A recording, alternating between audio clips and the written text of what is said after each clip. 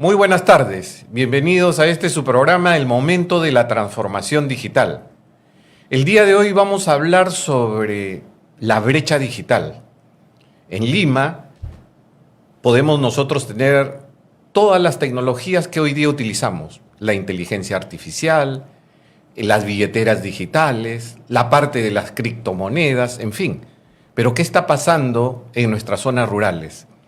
Hay aproximadamente más de 5 millones de peruanos en nuestras zonas rurales que no tienen conectividad. Esto es lo que vamos a tocar el día de hoy y para eso tenemos a un invitado de lujo.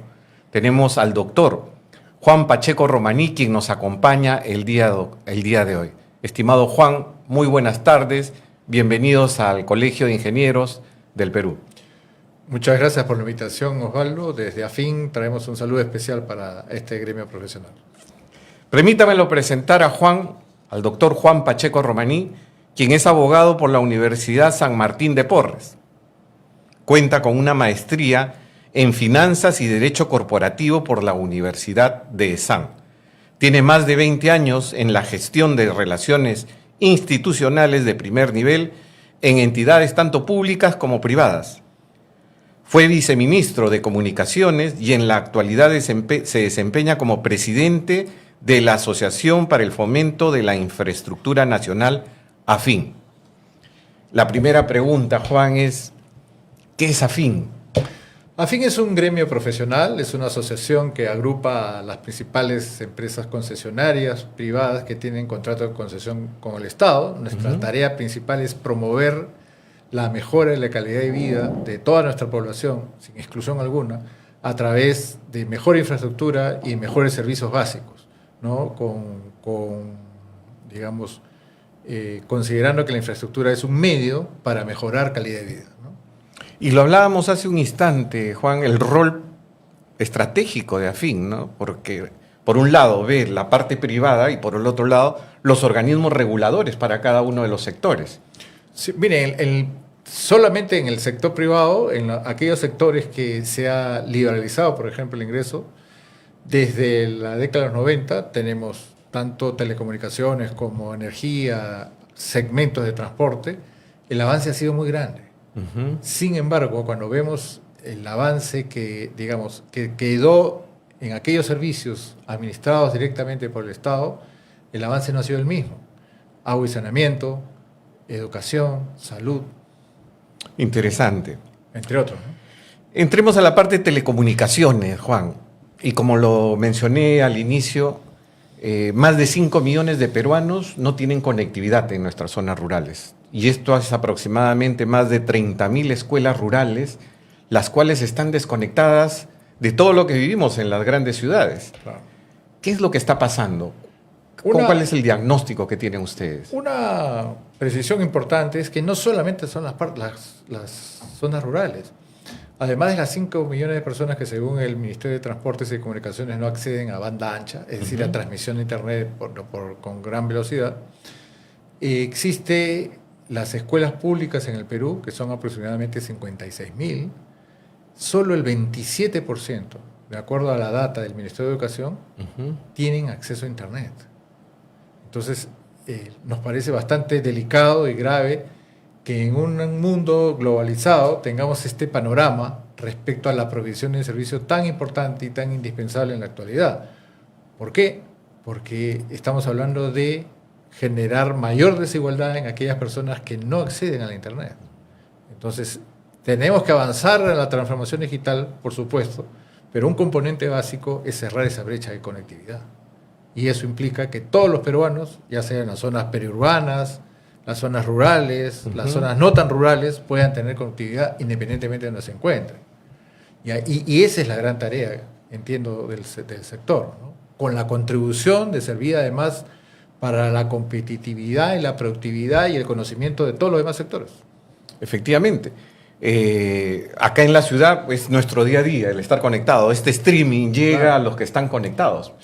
Y hay toda una brecha, sobre todo en los colegios, más de 56.000 colegios sin conectividad.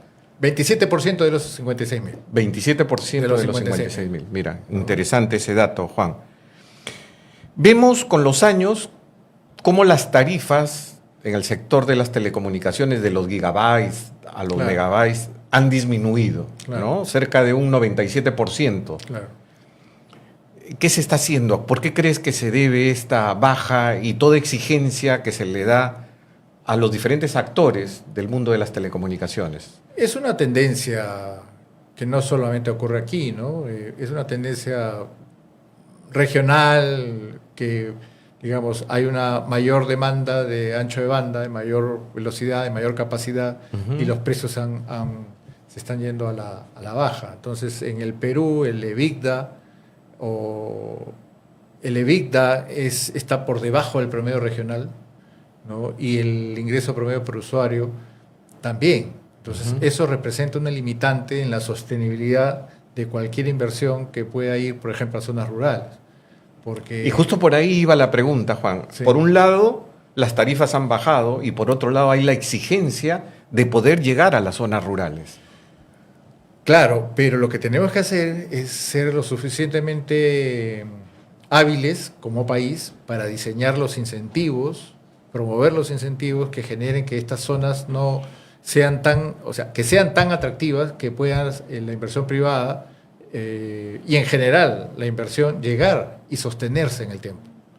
Entonces, es muy claro el ejemplo, ¿no? Si usted llega, vamos a decir un número, ¿no? Con una inversión de $150,000, Ajá. pero los sobrecostos que le genera estar ahí ascienden a $300,000, sobrecostos, o sea, más allá de esos 50, obviamente lo que No estamos es haciendo sostenible. no es sostenible. Exactamente. Entonces, y claro, alguien podría decir, pero eso lo tiene que hacer el acceso universal, lo que no sea sostenible. Pero lo que estamos viendo en el Perú es que el acceso universal tampoco ha funcionado. Efectivamente. Entonces tenemos una necesidad en esta población. Y todos, a nuestro entender, todos los recursos que tiene el Estado, llámese espectro, radioeléctrico, llámese numeración, llámese contratos, llámese todo, tiene que estar enfocado en el cierre de esta brecha, ¿no? Al igual que el sector privado tiene que seguir compitiendo y desarrollando su labor, ¿no? Hace poco, el año pasado, uno de los operadores de toda la región salió fuera del mercado, que es Telefónica, ¿no? Que ha sido comprado ahora por Integratel, que es, ¿no? Con toda la presión que ha tenido, multas por un lado, temas de impuesto por otro, que hace un poco que se desacelere la inversión en el sector. Bueno, en realidad, a ver, cada operador tiene una situación distinta, pero lo ideal es que nosotros no generemos con sobreregulación y con sobrecostos una situación de tal manera que desaliente la inversión en el sector privado. Creemos que más bien tenemos que generar un clima de inversión favorable y, por supuesto, atendiendo mejor al usuario y todo lo demás, para llegar a estas zonas que no son atendidas. ¿No? Otra vez, no nos debemos olvidar que el ministerio, que el regulador no hace, no presta el servicio directamente, lo ha concesionado. Entonces tenemos que generar las condiciones para que esas concesiones lleguen a estas zonas. Efectivamente. ¿No? Y sosteniblemente, ¿no? Y ese es el rol que juega FIN, justo en buscar ese equilibrio y a impulsar la inversión y que sea dada a nivel de todo el territorio peruano. Claramente, en este sector sobre todo, se refleja de mejor manera que la única forma de salir adelante y tener éxito es la comprensión y el entendimiento, en el buen sentido, de objetivos puntuales entre el sector público y privado para cerrar esta brecha de conectividad. De tener esta carretera que abarque casi todo el país, si es que se puede todo el país, obviamente hay zonas más complejas, donde cualquier peruano, independientemente de donde se encuentre, pueda estar conectado. Entonces, esa es la gran tarea. Y yendo ahí, Juan, el sector eléctrico es algo que es la base fundamental para que las telecomunicaciones, por ejemplo, funcionen. Vemos a lo largo de los últimos años el incremento de las incidencias en el sector eléctrico, ¿no? Y ¿nos puedes comentar qué se está haciendo al respecto? ¿Cómo lo ve AFIN? Bueno, nosotros ya hemos alertado a las autoridades sectoriales del lado eléctrico de la problemática que estamos viviendo con la performance de las distribuidoras eléctricas regionales. Por diversos factores, estas empresas no están pudiendo funcionar bien o no están pudiendo prestar un adecuado servicio. Y no se están tomando las medidas que se requieren al respecto. Entonces, esto ya tiene un buen tiempo, lo hemos comunicado tanto al Ministerio como al regulador como al FONAFE. Creemos que una alternativa puede ser que estas empresas distribuidoras o el Ministerio de Energía y Minas promueva contratos de asociación público-privada para que pueda enfrentarse lo que actualmente no se hace o tiene retraso. Ampliación de sus redes, operación y mantenimiento para las redes existentes o la que les entregan los proyectos de electrificación rural, que son entregadas a su vez a los distribuidores, pero lo que no puede estar pasando es que tengamos cada vez más incidencias de cortes no avisados o de duración. Entonces, y esto se va a ver reflejado con el próximo fenómeno del Niño. Y va, ¿no? Porque debido a estas incidencias, los operadores tienen que gastar en grupos electrógenos, almacenamiento de baterías, paneles solares, y el ecosistema se encarece mucho más en un OPEX que no se estaba o no se tiene establecido, ¿no? Y no solamente es eso, porque eso, digamos, tienes que agregarle a ese tema de que en el Perú las distancias geográficas son complejas. Pues. Entonces, en algunos casos tú llegas vía peque o bote en más de un día, ¿no? O la distancia para, por ejemplo, reponer ese combustible no es pues la que existe en Lima. Efectivamente. Entonces, sin embargo, la regulación no considera esa diferencia.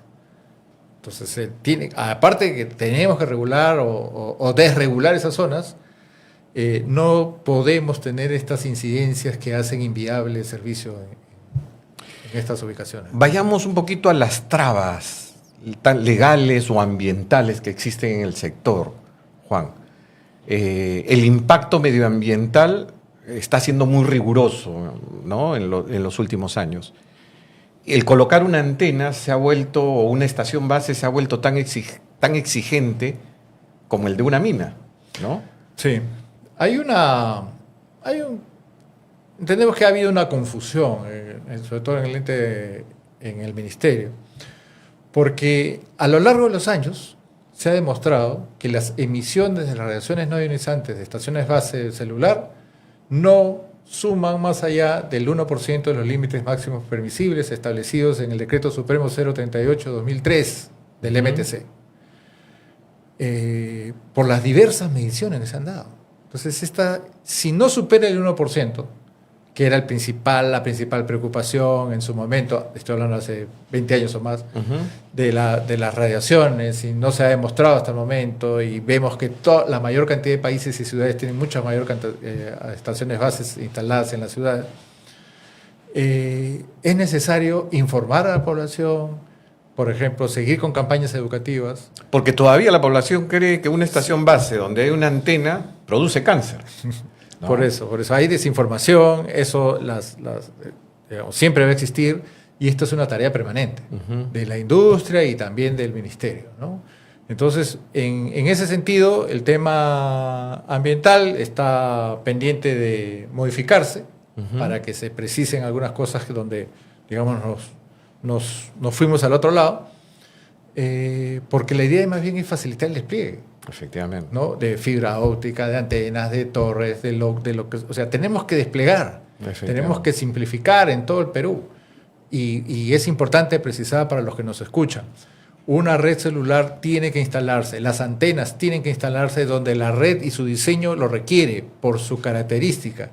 Si hacemos caso a algunos que dicen tienen que instalarse en el cerro más lejos, estamos actuando totalmente al contrario de la tecnología, porque el aparato lo que necesita es recibir acerca de la señal. Mientras más lejos esté de una antena, más se va a forzar, más potencia, que es lo que se quiere evitar con los límites máximos permisibles. Totalmente contrario al sentido común. Y es lo que vivimos, ¿no? A veces estamos por la Javier Prado, por la Costanera. La Costa Verde. Miraflores no tiene señal. Y se te corta la llamada. Y eso es porque falta una antena que pueda irradiar y mejorar la cobertura. ¿Ustedes se imaginan la emergencia? Estamos siempre expuestos a una situación de sismos o de fenómenos climatológicos.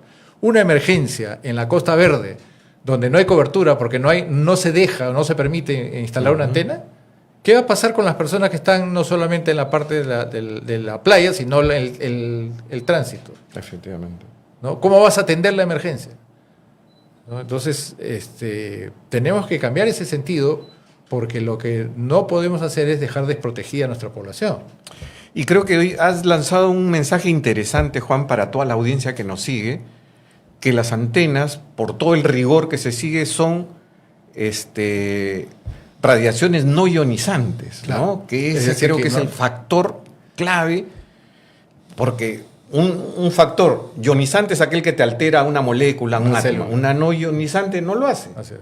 ¿no? Con lo cual es un mito Así es. realmente y que le debe llegar a la población. La radiación de una antena no es un rayos X, por ejemplo, por decirlo en simple, ¿no? Entonces, que sí podría generar otro tipo de efecto. Y además, también explicarle a la población que convivimos con radiaciones no ionizantes, Efectivamente. ¿no? En todo momento En todo, estamos. en todo, en momento. nuestras casas, el Sí, microondas, el televisor, la computadora, La radio. la radio, el foco de nuestras casas tiene Tiene radiaciones. razón, ¿no? Qué interesante que este mensaje quede, porque esto es lo que buscamos acá en este espacio, Juan. Está muy bien y ¿no? agradecido por la oportunidad. Vayamos a la tecnología 5G. Dentro de los despliegues de la parte de la tecnología 5G se hablaron